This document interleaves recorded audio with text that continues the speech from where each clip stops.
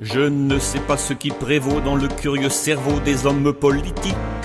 Sans avoir jamais rien appris, ils se croient des génies aux talents éclectiques, écoutant toute la journée ce qui vient de l'Élysée pour prendre la tendance, et sans comprendre rien du tout, feignant l'intelligence, ils nous expliquent tout. Les perroquets de Nicolas, mes enfants, croyez-moi, ils sont franchement tartes.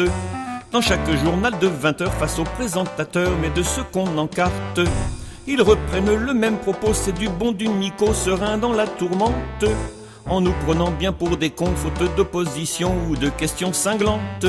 Il y a quelque chose qui cloche là-dedans, avec ce gouvernement.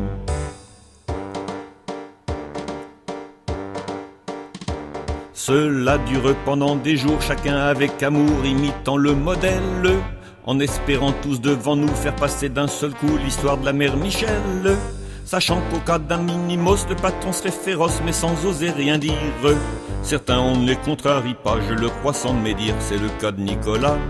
Il n'y a encore que quelques vieux, je m'en aperçois mieux, dont le cerveau ne flanche. De beaucoup de jeunes, disons le mot, un kebab dans le cerveau avec de la sauce blanche. Voilà des mois et des années que j'essaie d'expliquer que les libertés tombent. Ils ne se rendent même pas compte que la seule chose qui compte, c'est qu'ils creusent leur tombe. Il y a quelque chose qui cloche là-dedans, avec ce gouvernement.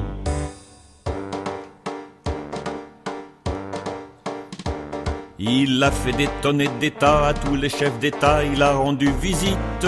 Mais cela ne suffisait pas, président des Français, cela, ça se mérite. Quand la France a manifesté, marre de la fermer devant autant d'outrages, le gouvernement a explosé. De tous ces personnages, il n'est plus rien resté. Nico, devant ce résultat, ne se dégonfla pas et joua les andouilles. Au grand journal, on l'a traîné et devant la télé, le voilà qui bafouille. Messieurs, c'est un hasard affreux, mais je jure devant Dieu, comme mon âme et conscience, en démissionnant ces tordus, je suis bien convaincu d'avoir servi la France. On était dans l'embarras, alors on le remercia et puis on le pardonna.